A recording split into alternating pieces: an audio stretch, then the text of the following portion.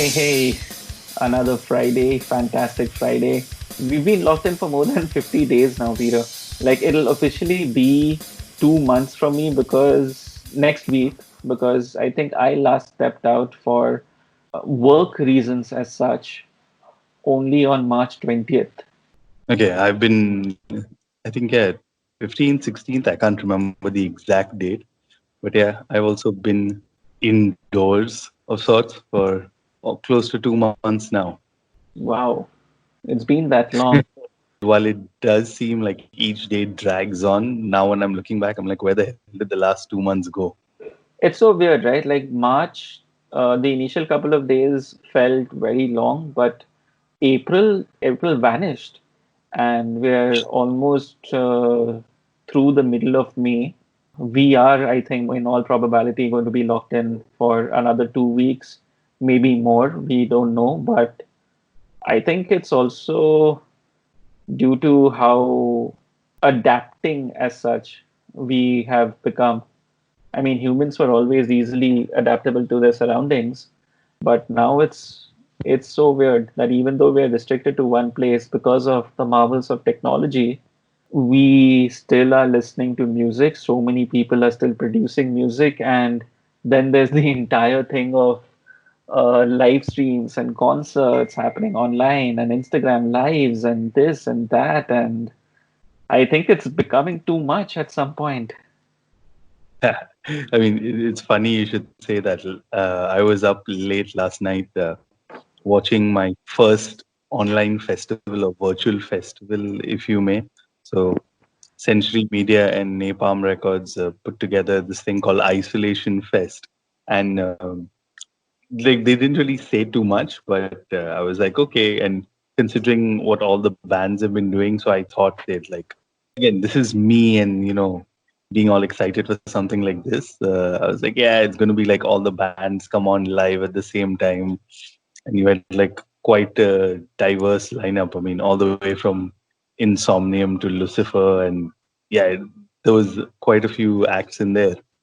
Hideous Divinity, the part comes where Hideous Divinity come on, and I was like, okay, I saw the first band jamming in their studio, and then Hideous Divinity come on, and they're in four separate places, all playing along, and they're like a very, how do I put it, technical bands of sorts. So they have that clean sound, and then like one song into it, I was like, wait, this is all pre-recorded, so it's not really live, but hey, at least props for them getting the audio sorted and stuff like that and putting together a lineup like that.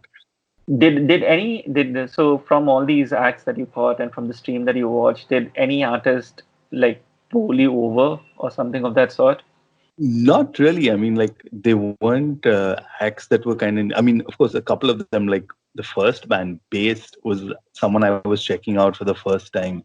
I didn't like after I found out that it was like kind of pre-recorded. The whole thing of catching it right then was kind of lost on me. I could like go back now and check out which bands or check out the different things. So Mm. yeah, I mean, it just got me thinking that since, like you said, we're gonna be a while before any live events or festivals happen. Are we just gonna get used to watching something like this on YouTube or Twitch or whatever the next platform that comes up? Yeah, I definitely think that's already happening. I mean, look at how many of us now can't watch traditional television, right? Because it contains ads and you have to watch according to a programming schedule that the broadcaster sets, right? We want stuff on demand. We want to watch this episode or that snippet, etc. when we want to watch it, and we know how to get it. Previously, torrents controlled or torrents were the gateway for why do you need traditional TV, and then of course Netflix and YouTube and the thousand of other streaming platforms completely came and changed that entire consumer behavior.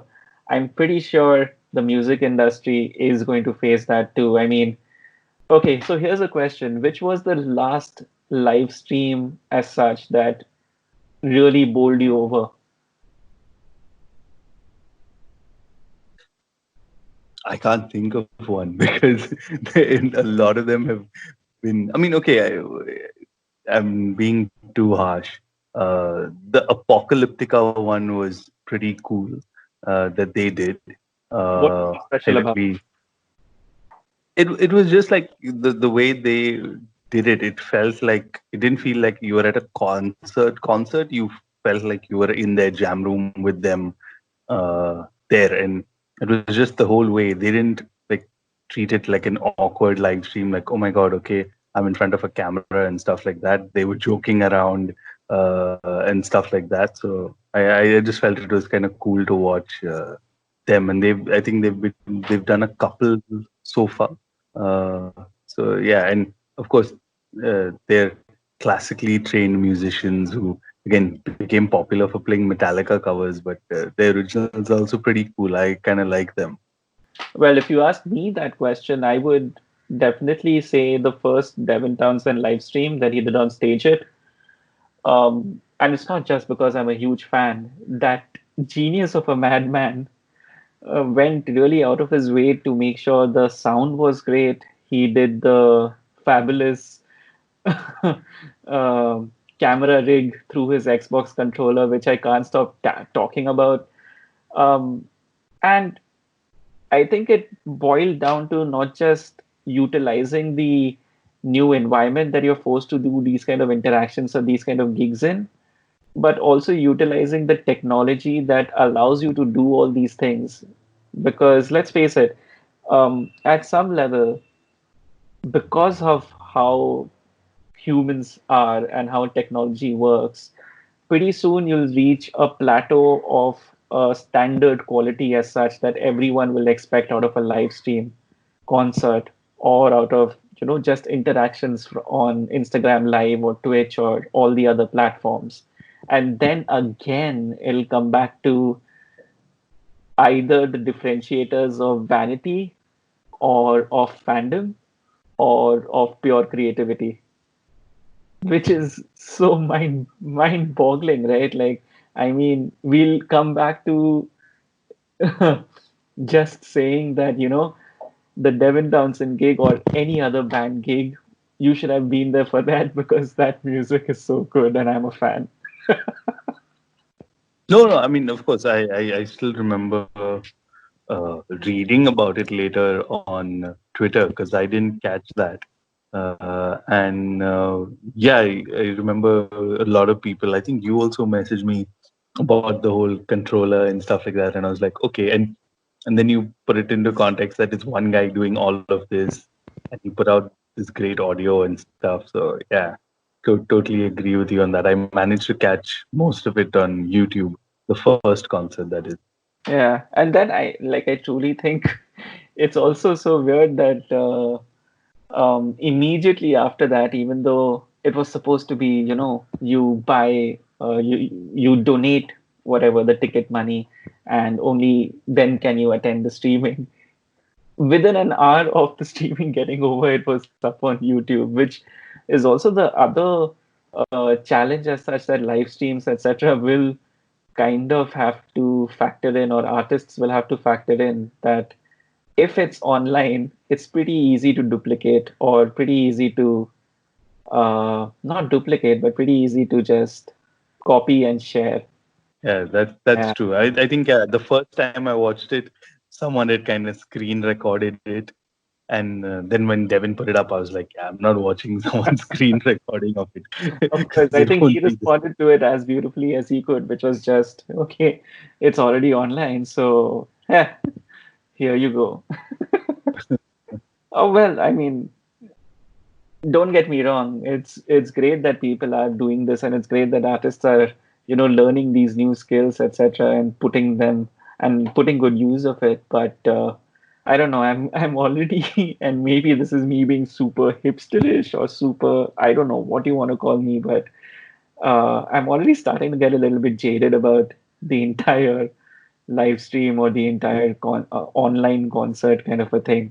I mean, I will check it out if, of course, if there's a band that I really want to watch, but I think it'll boil down to how authentic and how it's weird. Let me just say that if you don't do a good job of it, and if you don't understand what the medium is and the kind of possibilities or opportunities that the medium allows you, then yeah, I don't think any average, then yeah, you run the risk of your live stream just being average.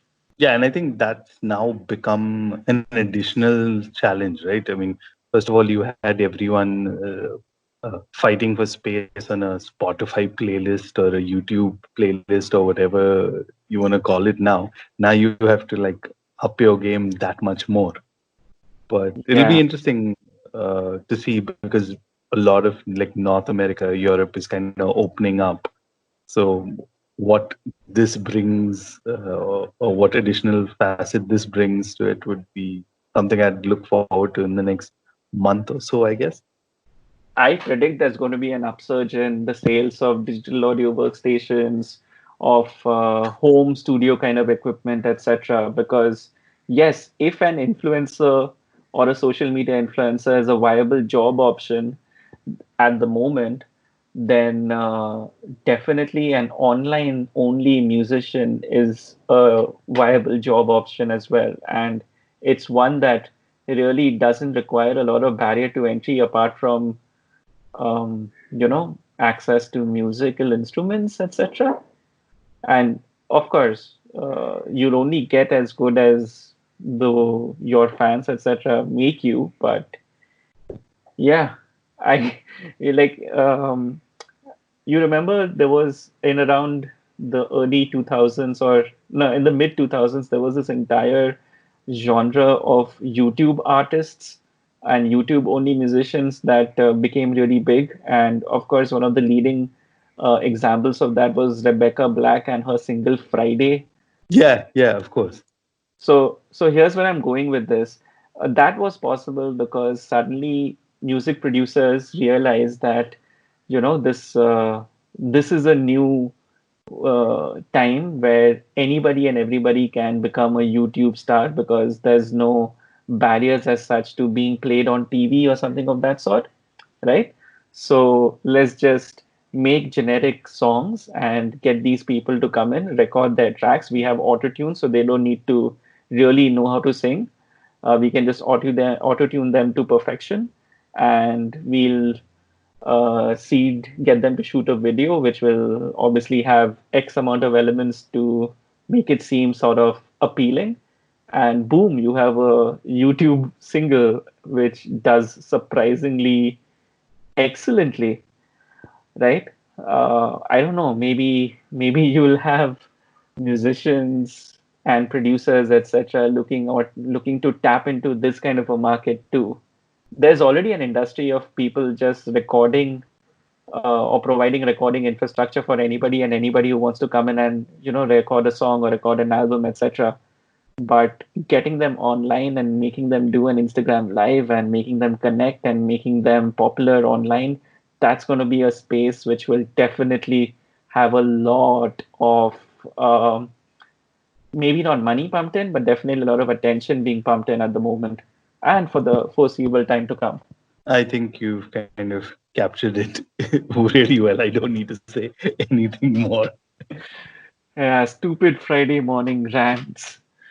And wow, if you're still listening to us, by the way, our faithful listeners, which includes, I think, one or two people only, apart from Peter and me, then I think let's just get on to what we have on the show for you today, or the meat of the show, which is an interview with a band called Sojourner, which put out a fantastic release, Premonitions, in May 2020. It's atmospheric black metal. It is very lavishly produced, and that's one of the first things you'll notice. But it's an album that definitely warrants a lot of deep dive listening time attached to it, and that's because the songs itself are pretty good. This one really bowled me over in that way. Yeah, and it's strange that when I was like getting ready for this interview, I said, I have written about them before, and for some reason it skipped my mind that they were part of my top 10 in 2018. And that too, this was when they were still on a smaller label. So now that they're Yes. signed to Napalm Records, they're getting a lot more uh, coverage, and a lot of more people are noticing them, which I'm really glad. And definitely because Premonitions is a great album, like you already said. They've upped the game in all aspects, whether it's songwriting, production, uh, even their album cover. I mean, that itself tells you a change. So I think we should stop talking at this point. And we managed to get two members this time, Mike Lamb as well as their vocalist Emilio. So here's our interview with both of them. And now with us on Horns Up today are Emilio and Mark from Sojourner. Hi guys, can you introduce yourselves first so that we know Yeah, whose voice is whose? yeah, for sure. I'm Emilio, lead vocalist of Sojourner, and also lyrics. And I'm Mike Lamb, and I'm a songwriter, guitarist, piano, keys, synth, stuff like that. And I do the production for the band as well. Yeah. Excellent. So how are you guys doing today? Yeah, all good. Just relaxing, I guess. Still kind of like self-isolating and stuff, but yeah, day by day. Yeah, exactly. Instead of taking it, like everyone's just taking it one day at a time at the moment. The reason we're speaking to you is because of your latest album, Premonition. But, before we dive into it, one thing I should put at the outset is it's really unique to speak to a band like yours, where, all of you are based around different parts of the world. So, at the outset, how did the entire lineup come together, and why so many different countries? I mean, we know that, Mike, both Lamb and Wilson were in a band together called Undoing the End, and also are currently in a band called Listithia. So, how did Yeah. the rest of the members come together? Well, Oh, basically, there was I had found out about Mike's band Lysithia through a mutual friend. He sent me a link and stuff on Messenger, and then I just decided to reach out to Mike and just say that I liked his stuff and all that. And we got to talking and everything. And at one point, we just were like, it'd be cool if we could maybe do something together at some point. So after months of talking and getting to know each other, we pretty much started Sojourner together. Oh, wow. yeah. And then the other members sort of just came along as the band sort of grew from what we started doing initially. But yeah, so it is a bit of a scattered band. But we met our drummer Ricardo. He got in touch after we released our first album, Empires of Ash. He sort of got in touch and asked if we, needed a drummer, and we did. So we got him. And Scotty's a friend that I worked with in my old company. Who's really good friend of us all. Wow. Yeah, So, and I mean, Chloe joined around the beginning of it as well. Like before we released the first single, she had joined in, and then of course Mike Wilson joined for bass for the first album. So that's just kind of a quick summarization of like everybody getting together. yeah, and these are one of the things about the wonders of the internet, right? You have so many different members joining in from different parts of the world. Uh, but just fast forwarding a bit, I mean, in 2018, you all released the album The Shadowed Road, and it was one of my top 10 albums of the year. And again, it Awesome. wasn't just me. There was a lot of acclaim that you received for the album. So, did you feel any pressure during the writing and recording of Premonition? This was also your first album on a larger label. Yeah, I mean, there's always going to be a little bit of sort of pressure. I mean, even going from Empires of Ash to Shadowed Road, there's always a little bit of pressure. You want to do your best and like do better than last time. But I mean, it's not that there was no extra pressure because we were on a bigger label this time. It was more just we knew we wanted to step it up from Shadowed Road, and in some ways, like there's a big jump in production from Empires of Ash to Shadowed Road, so we knew we needed to make the jump up again.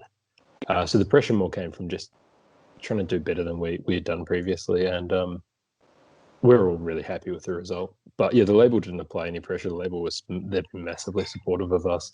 They've let us do our thing, and they haven't got involved. So it's really cool of them, and we hope we did top Shadowed Road. I must say, congratulations on Premonitions. It's becoming one of those rare albums that's managing to capture the attention of a lot of people from the scene as well as the mainstream. Were you guys expecting this kind of a reaction from this record? I I don't know. I mean, of course, in some way, when you sign to a bigger label that's like one of the top in metal at the moment, and their like their distribution channels and all this kind of stuff. Well, of course, you can definitely imagine that it'll get into the hands of people from the larger outlets, but at the same time, it is still kind of a very welcome surprise and a really good feeling to see all these people that maybe didn't hear about us before, like start listening to our stuff and really like it. So yeah. Typically, if you look at metal, the third album is the one where a band really nails its sound as well as songwriting. What do you make of that statement with reference to Premonition? I definitely think we found our sound even more on this album. I think you can see sort of a thread that runs through all three albums, and I feel like we definitely kind of refined it even further on this. And I think we know what Sojourner is by this stage. So yeah, I think you're right. It's definitely third album's like a make or break thing for a lot of bands, I think. All right. Let's shift focus a little bit to the songwriting aspect of this. A lot of the songs on this album don't have big hooks or massive choruses, some things that's usually a staple of the genres that we can hear in your music. Yet, the songs flow impeccably. Any thoughts that can help us understand this particular approach?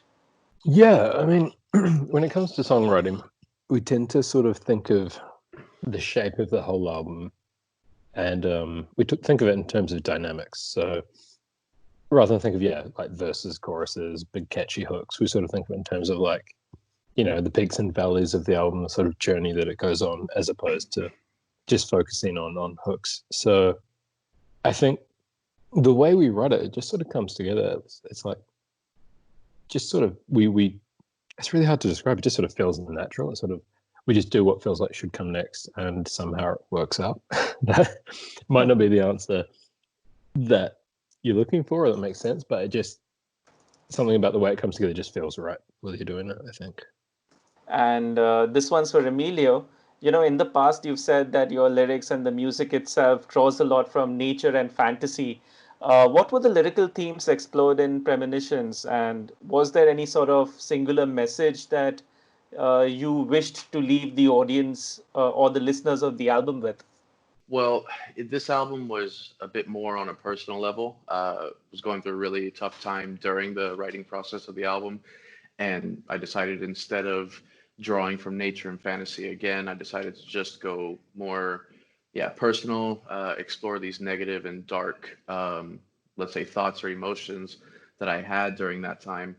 And I mean, I write in an abstract and metaphorical way. So even though I have my meaning attached to it and what I want to drive across, at the same time, I write the lyrics in a certain way just because it's how I've always liked it as well. This is what I respect in bands too, that I can attach my own meaning. So when somebody's listening to the song and reading along with the lyrics, even though my message is there, they can still interpret it to something that maybe might be going on with them or just their own meaning attached to it. So there's not really a message that I want to leave behind for anybody. Of course, I did express my emotions and stuff like that, but the best thing for me would be for people to, yeah, just have their own meaning attached to the songs and just interpret it their own way. So, at this point, we'd like to play a track from Premonition. Which one should we play and why?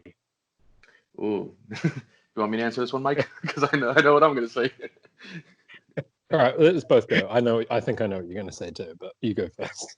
Yeah. Why So don't I'm wh- gonna. why don't wait 1 second? If I'm just allowed to have some fun, can Mhm. we have the both of you answer this at the same time?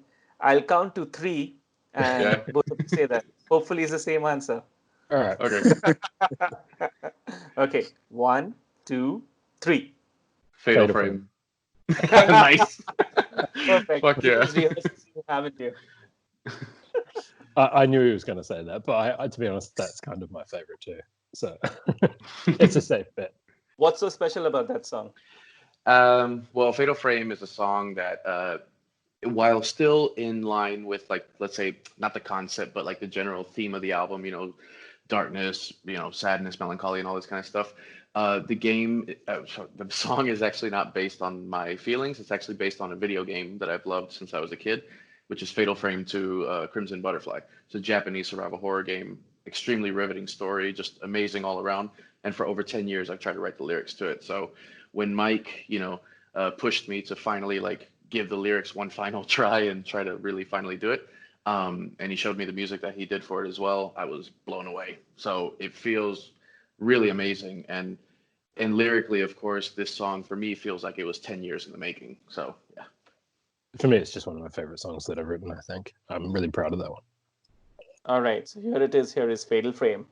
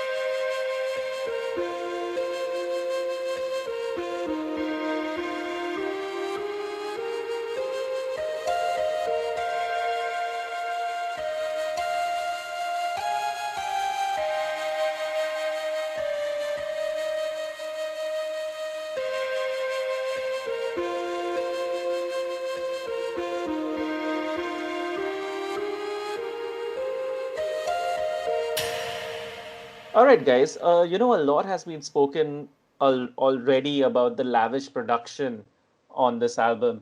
Could you help us understand this production process right from the very beginning? What was the initial vision as such, and what were the references you had in mind or kept in mind to communicate that vision to all the various producers as well as the mastering engineer or the mixing engineer, etc.? So we've always wanted the best production we could get at the time with what we had. And so, each album's gradually kind of growing in production value. And this time we worked with Oystein Brunn again, who's from Buchnagar, and he's got his own studio, which is Crow Sound Studio. So we worked with him again, and basically the way it works is my home studio is kind of the base of the band, whereas no, sorry, not whereas what I meant to say was so it's always been the base of the band. So I'll record a lot of the stuff there. Chloe will do her guitars and send them to me. Then we'll send the demos out. Emilio does his vocals, and then Ricardo and stuff, and it all ends up coming back to me. And then I'll do quite thorough engineering. I do a lot of work on the pre-production stuff before it goes out to Oystein, and then during the process that Oystein's mixing and mastering, we just keep in touch with them really closely. We send mixes back and forth, and we just refine it until we're happy. But yeah, we are really involved in that whole process, and I think production is something that's quite important to all of us. So we're not really into that whole poor production for the sake of it thing. So we're always trying to get the best we can at the time. But having this touch point of my studio being the sort of home base for it really does help, because it means there's less. What was the initial vision as such, or the blueprint that you were going for? I think we use bands like, for a few examples, bands with really good production, like Buchnagar, actually is a really good example. Oystein doesn't produce the Buchnagar stuff. I mean, I think it's a fairly standard thing with a lot of people in bands. You don't like to produce your own band stuff a lot of the time because you don't feel like you have the objectivity. But like the production they have in Buchnagar is a perfect example of the kind of clarity and crispness that we wanted. So that's another reason that Oystein kind of got what we wanted as well. So yeah, bands like that, a lot of melodic black metal bands and stuff as well. Like we just like that sort of crisp, clear production, but we like it to retain the atmosphere as well. Okay. You mentioned the pre-production. Can you take us through how much work really is involved in that stage? I mean, it's not just about selecting the right mics or the right equipment, is it? There's No, much more to no. it. Yeah. There's tons. I mean, sort of at the end of the day, if you say we started recording the album in maybe June, I think it was roughly.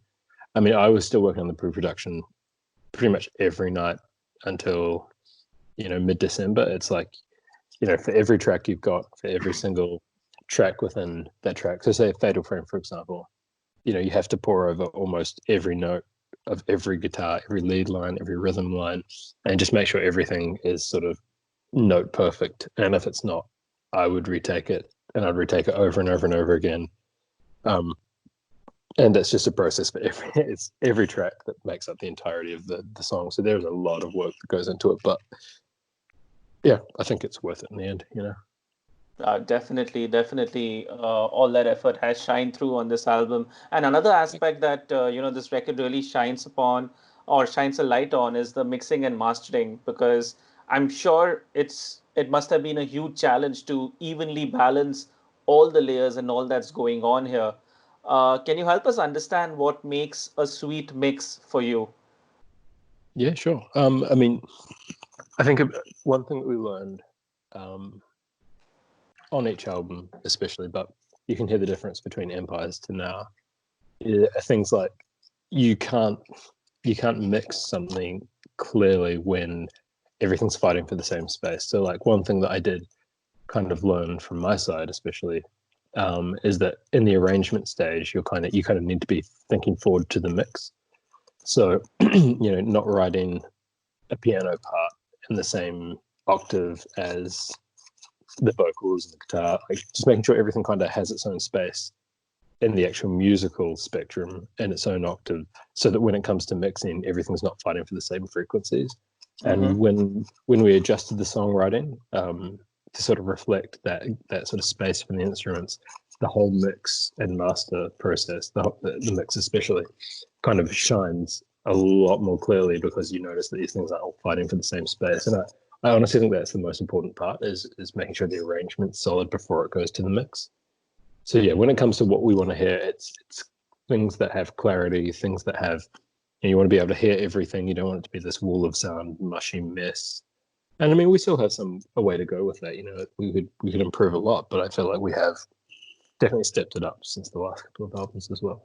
We've spoken a lot about the production, and I have just one final question about it as such. While there are a lot of reviews, etc., which have definitely loved the lavishness of it, there's a small degree or a small bunch of people who are also comparing this lavishness or something to selling out, which is weird in my opinion. Yeah. What do you guys say to that kind of a statement? I mean, I feel like there's always going to be people who see we're on Napalm. They know it's a big label. There's a lot of bands that are super polished, and they're going to think that somehow our sound now had to do with the fact that we got on Napalm, and Napalm came in and suddenly told us we had to sound. But I mean, to be honest, like no matter what label we were on, whether we were independent, this is what we would have gone for. And I don't think it's selling out. I think you're always going to have sort of the middle elitists that don't want you. You can't be a like quote unquote atmospheric black metal band and have good production because it's offensive for some reason. So yeah. Yeah, black metal doesn't always need to be recorded on lo-fi hi-8 tapes or something. Exactly. And I just some people just like to get offended about that. So you win Yeah. some, you lose some, When I got the press release for the album, one of the first things that struck me was the cover artwork. Now, you guys have kind of changed it in a way, if I may say. I mean, you've got a couple of figures in there, people in there, and pardon my language, but a metal as fuck owl. I mean, like, I was like, whoa, what the hell is this all about? So, what was your brief this time around? Because you had the same artist, Sebastian Luca Bast, there. So, what was your brief this time around to him? Well, I mean, last couple of times, we had the castle ruin, the kind of atmospheric thing, and we all agreed that it was like we couldn't for a third album we couldn't do that again. That would just be so just forced.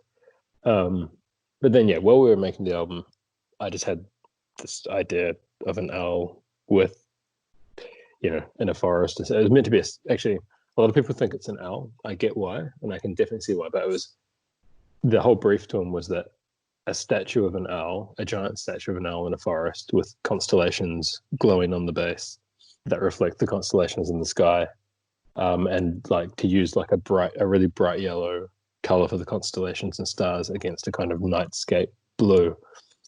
And he came back with that pretty much immediately, and it looked so good. But yeah, I can see why people think it's a real owl. Like I kind of think of it as a live. I think of it as a live owl as well now, but it was intended to be like a statue, and these people finding a statue in the forest and having a sort of esoteric weirdness to it, and you don't really know why it's there, why it's got constellations at the base. So it turned out different than the intention, but I think it's a lot cooler than the intention. And as a giant owl, like you say, it's pretty fucking metal. Right. Now let's get both of you to weigh in on this. Let's start off with you, Emilio. Now, this is a personal opinion that, over the past decade or so, in the folk metal scene, there's a rise in bands that focus more on, the image than the music. And for me, that's where a band like yours stands apart. So was this a conscious decision that you took as a collective? I mean, because we started out as like a studio band that, wasn't obviously in the same place, I think it just kind of took that path just naturally because we weren't together. And I mean, at the same time, of course it may work for some bands, but even when we go on stage right now, we don't have any like, fancy type of image and outfits or costumes and stuff. For us, it's just really about uh, creating the music that we want to hear. So yeah, definitely, music comes first for us. Um, then again, like I said, every band chooses their own path and what works for them. But for us, we don't need the whole gimmick. We just need awesome ass music. Yeah, I agree. And I think I think the fact there were a bunch of people playing music without the pretense of like costumes and stuff kind of makes it slightly more relatable in a way as well, because we are just a bunch of like idiot people playing games that just like to have fun and have a laugh and get drunk and stuff. And I think that people appreciate kind of being able to relate a little bit more than having a wall of pretense between you. You know, Emilio, you mentioned that there was an intention to keep the band studio only, right? How did the whole transition come from a studio band to performing live since you're based across the world? Well, it's not like we never wanted to play live. We kind of did have it in mind that maybe one day, but of course, being spread out and no real backing and stuff, it was kind of like, I don't think it's ever gonna happen. But basically, just one day, we got an email from Joe, who runs a North of the Wall festival, who was also our former agent, and he just asked us if we wanted to headline the pre-show to his festival, and we kind of just had a conversation of like, yeah, maybe this one time we can, get it together and just, have fun on stage. So it was actually just kind of like on a whim of like, or just, yeah, let's just pull the trigger and do it this once. But then after right before that show was going to happen, Dark Troll Festival from Germany contacted us. And then after those two shows, that thirst just grew and we couldn't stop from there. So it wasn't like this big, huge plan behind the scenes or anything like that. It was just kind of like an email. We're like, yeah, okay, why not? And then it just snowballed from there. Okay. Again, this one's for both of you, and I'm sure you guys are being asked this question a lot. Thanks to the pandemic and the lockdown, several musicians and bands are now faced with a reality that includes having to work from home or setting up plans to do things unconventionally for a band. Considering Sojourner's journey and your story, what advice can you share with these musicians? How do you make a band work when physical jams with the whole band are few and far in between? uh, yeah, Mike, you want to weigh in real quick? I mean, we've been lucky in the sense that we've never been a band that's been able to have physical jams, so we don't notice the lack of that suddenly not being available to us. I can imagine if we were a band that had been getting together every week to have a practice and we all like hung out and stuff like every week in person, I imagine that suddenly being taken away would be difficult. But we're kind of, oh God, I mean, I hate saying this, like it sounds not the intention, but in some ways we're like an online band. We all have to communicate online. So we almost, I imagine we probably got out of this a little better than most, just because we can keep doing what we've always done. Yeah, basically we're a band that's been in quarantine before the quarantine was even a thing. That's very Maybe we can accurate. put it that way. What really is the kind of difference between a conventional stereotypical band and this sort of a project? Does being in this kind of a project put more responsibility on everybody doing their homework and then delivering ideas, basically making your time count, because it's not going to be a day of just jamming in a garage somewhere and knocking a few beers down or something of that sort? I think that approach, I mean, I think due to how, let's say, the band was born, this is just kind of what works for us. I mean, I actually don't really see us being like this band in a rehearsal space, jamming and bringing out ideas. Not that I want to use like, oh, antisocial writers or anything like that, but at the same time, we all kind of just work better in our own headspace. Hmm. For me, when I'm like writing lyrics or thinking about vocals and stuff, I need just everything quiet around me. I can't have, uh, three, four, five people talking or whatever. It just doesn't work that way. And I think we all kind of work that same way. So this just, yeah, it just, everything fell together pretty nicely for us. And I think we just got lucky in that sense. So, I do know that you'll had a festival performance scheduled this month, but what's next for the band? I mean, live streams have become a new thing. So, do you have any kind of promotional activities like those planned? Yeah, so actually, on the day of the release, I actually was hosted by the Napalm Records YouTube channel to live stream a speed run of Resident Evil 3 on their channel. And We have some pretty cool stuff coming out. Of course, we're still gonna ride the promotional wave, obviously, and just keep putting out content, engagement on social media, that kind of stuff. Show wise, obviously everything's canceled right now. We hope to get back to that, as soon as humanly possible. But for now, yeah, we're just gonna ride that promotional wave and release little things here and there. Maybe at some point, like a full live Q&A, so people can tune in and just hang out with us and crack a couple beers and stuff. But yeah, I think that's pretty much what's on the docket for now. To just be out there, be present, and engage with fans and media alike. That's something for all of us to look forward to. And on that note, gentlemen, it's been an absolute pleasure chatting with you guys. Thank you so much for taking some time out and chatting with us. Yeah, no worries. Yeah, no, Thank you so much thank for the you. interview. Really Thank you so appreciate much, it. guys. That Yeah. was awesome. Thanks, guys. Wow. So this is a band that was doing the quarantine before the quarantine became a thing. Yeah, man. See, and this is exactly what I'm getting at. All the earlier rants that we did at the beginning of the episode with live streaming, etc. Here is a band that is it is relevant to talk about today because obviously they've been doing this already. But then again, it comes at a time when you have many more projects like Sojourner already existing, and I dare say I think you'll have a many more projects like them of just musicians who are in their own studios or in their own bedrooms, etc.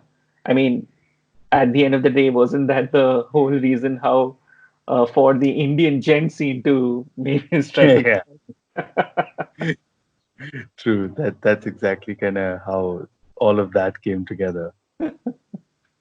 Yeah, yeah.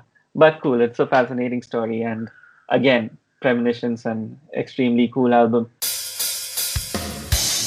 I think that's all the time that we have on Horns Up. Well, I'm lying. We have a lot of time, but I think that's all the time we want to have on this episode. By now, you guys know the drill. Reach out to us. We're at hornsupport.com. I'm at Asmani on Twitter. And I'm at Trend Crusher. And yeah, let us know anything, man. We are always wanting to stop and talk metal. Till the next time, horns up. On the